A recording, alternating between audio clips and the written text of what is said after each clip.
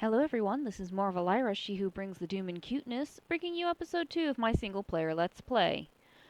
Um, looks like, I have some explaining to do here. When I recorded my first episode, I was still back in FTB 1.4.5. Minecraft hadn't updated yet. We've had a couple of updates since then. I attempted to update this world to 1.4.7, specifically to the dire wolf pack, and well, honestly, I did it wrong. Yeah, wah, wah, wah. The world was corrupted. I lost my data. We had sadness. But so what I've done is I started up a fresh, clean world with using the Direwolf 20 pack from Feed the Beast, and I went into creative. Yes, I cheated. I cheated. But I went into creative and I recreated my house in roughly the same spot with the same seed. I kept the same basic design. I've got my coke oven, and I didn't give myself anything that I didn't have before. Oh, look, a village. Ooh. That is pretty much what I've done up to this point. As you can see in my hotbar, I've got a stack of torches and a set of stone tools. Um, the chests are empty. So I figured that was my price for creativing in this house. Yeah, that's what happened, and that's what we're going forward with at this point in time. Now I am going to get started on what I actually have planned for episode 2, but as you can tell, I've got some materials to gather. I'll be back when I'm ready to roll.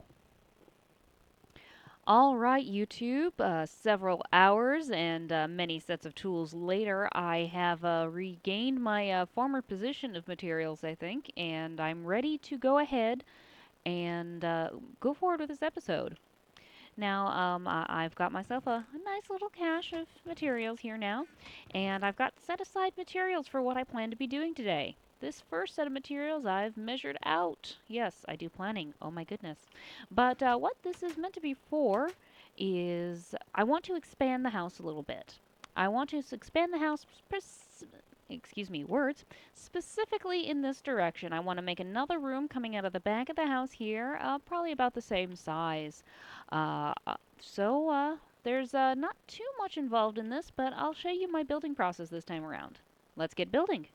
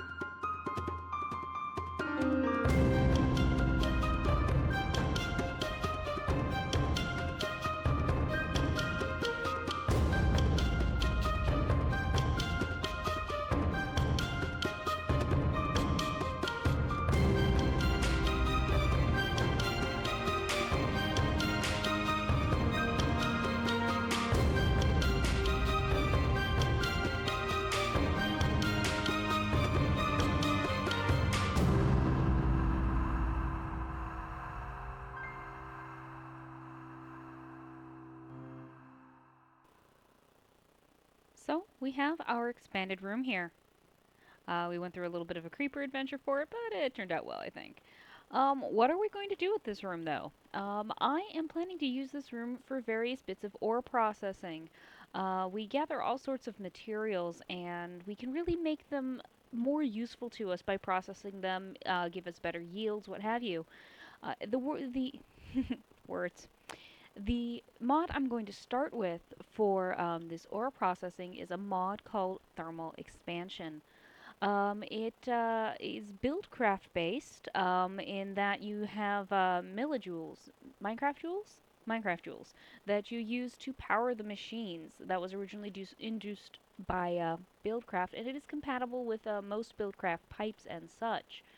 The two main machines we're going to make off the bat here is we're going to make a pulverizer. This is basically the equivalent of a macerator from Industrial Craft 2. And we're also going to build a powered furnace. Powered furnace, there. Which, of course, is your equivalent of the electric furnace from Industrial Craft 2 or any other automatic furnace from any other mod, really. These are the two main machines we're going to be making, and to go along with that, we're going to make a steam engine. Steam engines from thermal expansion require a burnable, such as coal, as well as water to keep the engine cool to keep running. One of the nice things about this engine is that it will never explode. It may overheat, in which case you'll need to thwack it with a wrench in order to get it going again, but it will never overheat. Along with that, to keep it supplied with water, we're also going to make an aqueous accumulator. There we go, aqueous accumulator. That just pulls in water into itself from surrounding source blocks. It does not use up the source blocks, and it feeds it anywhere into any of the thermal expansion machines you want. This will obviously be feeding into our steam engine, so that's what we're going to do with that. Now this, oops, pick up the torch. Here. This line of supplies here is what I measured out for those machines, so let's get to making those, shall we? I'm going to start with the aqueous accumulator since it is the kind of the base of this system here.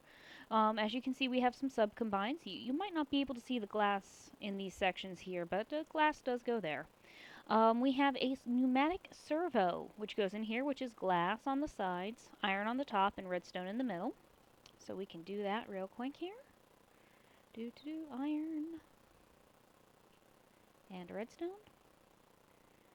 And then we have one of these, machine frame. Machine frame's kind of going to be the basis of any of your thermal expansion machines, which is glass, iron in the corners, and gold in the middle.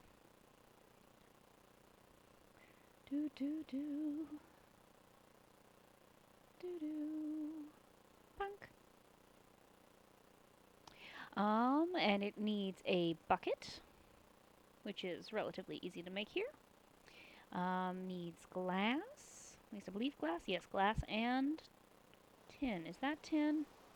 I forgot to make tin. Let's go cook some tin real quick.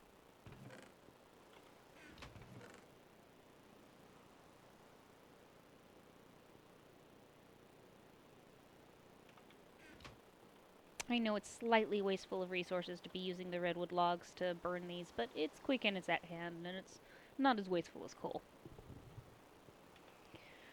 So while that's cooking, let's start off by getting together what we need for the steam engine as well, which is going to be some copper gears, a piston, one of these redstone transmission coils with silver in the middle, so we can do that part easily enough here. Oh, tin is ready, so let's put this together.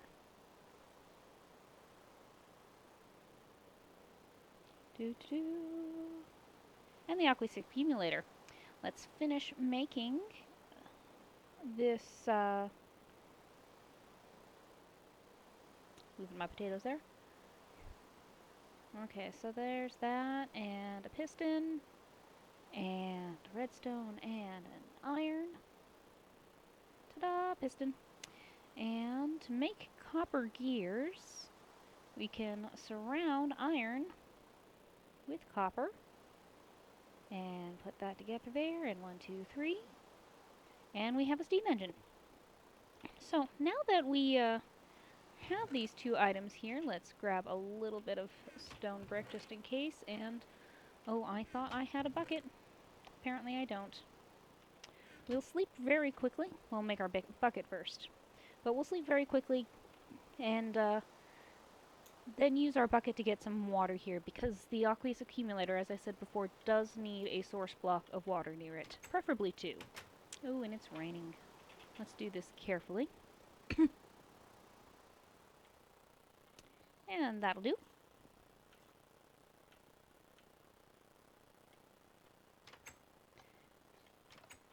Now where I want my machines to be, I'll eventually have 4 thermal expansion machines.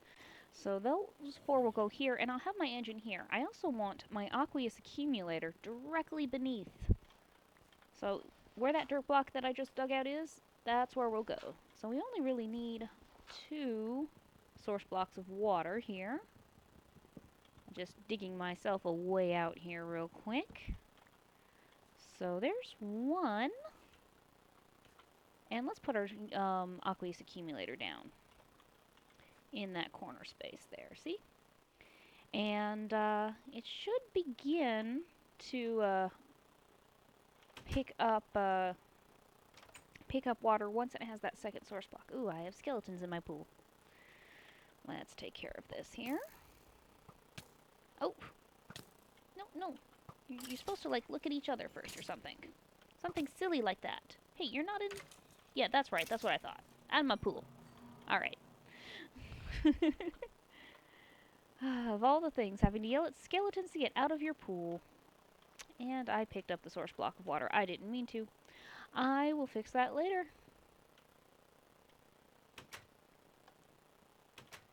Okay, so we've got our second source block of water in here, and as you can see, it's starting to fill up with water.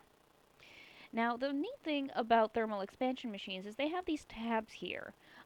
This one's redstone control. Most of them have this tab. They will allow you to control whether you want it to function based on whether you give it a redstone signal or not. This is the configuration tab. It will, changing this will change out of which side it can automatically pass its contents to other thermal expansion machines from. Orange is an output. On other machines you'll see blue. Blue is an input. And you know what? I have just realized I have done this slightly differently than I had intended to. What I intended to was to have the engine there and the aqueous accumulator there. I bet a lot of you on YouTube noticed my derp before I did. But it's not too bad. We're still going to roll with this. And it'll just mean one more section of pipe than I had intended. Let's, since we have some extra stone brick here, let's dig these 2 out here and just make it pretty. When in doubt, make it pretty. So now we have that aqueous accumulator that with that top slot is an orange slot here, and if we just put our engine down here, we can see it fills with water automatically from the aqueous accumulator. Now, let's go ahead and put together our other machines. First, we'll get that pulverizer. And so that's the piston, the machine frame, and the redstone reception coil, which is the same thing we did before, just with gold instead of silver. So first things first, piston.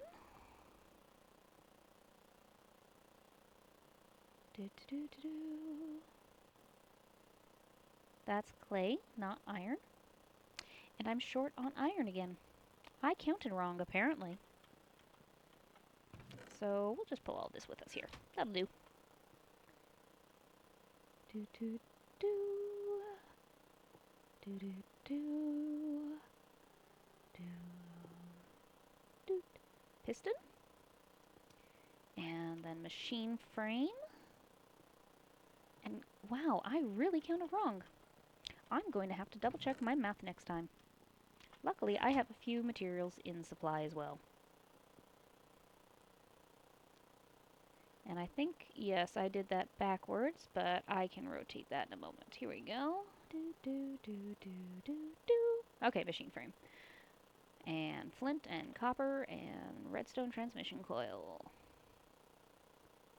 Alright, so we can put that there, that there, that there. The flint I got right. I counted the flint correctly. Haha. And we have a pulverizer. And next is the powered furnace. Okay. Alright, 2 bricks, which is what I have the clay here for. And another one of you, redstone transmission coils. And another machine frame, which I will be short of glass on. I'll be back in just a moment, YouTube, once I have that glass cooked up.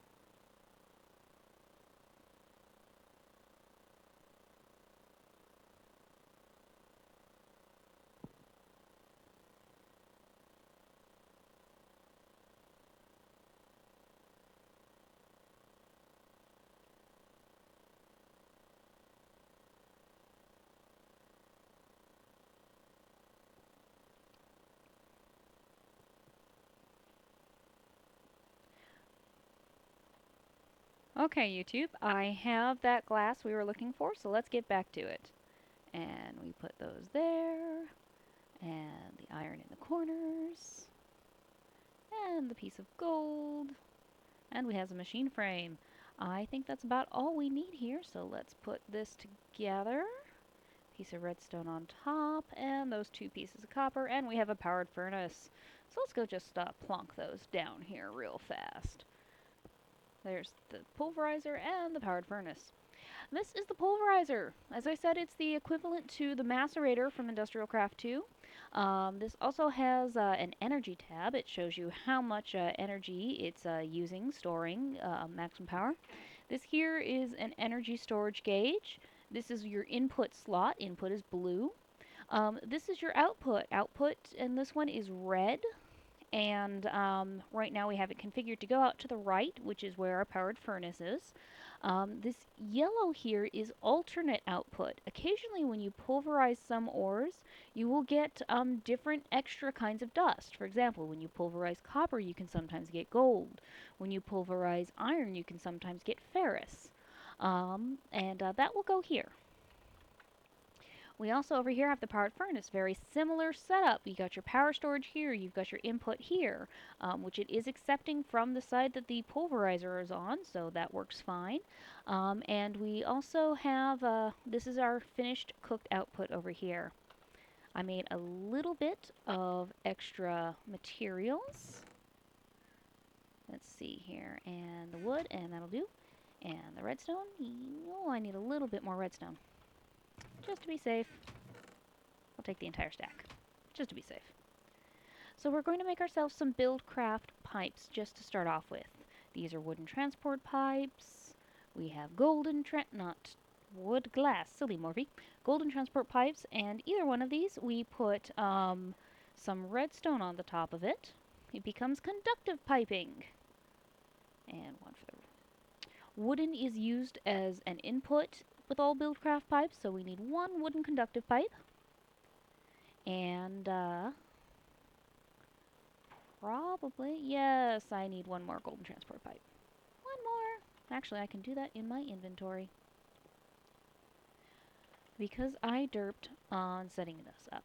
So we'll have more machines that'll go in those 2 slots in a little while here. But for now, we can give this a piece of coal. I'll even give him a piece of coal coke. Actually, coal coke's probably too much for it right now because it lasts 4 times the amount of coal, but coal will give you an idea of what it does. We can take a piece of coal, put it in our steam engine here, and you can see it start to work. The engine moving, you can see the power starting to slowly flow through the pipes, and it's starting to gain energy. Ta-da! Yay! But yes, this setup I have here is a pretty first tier setup.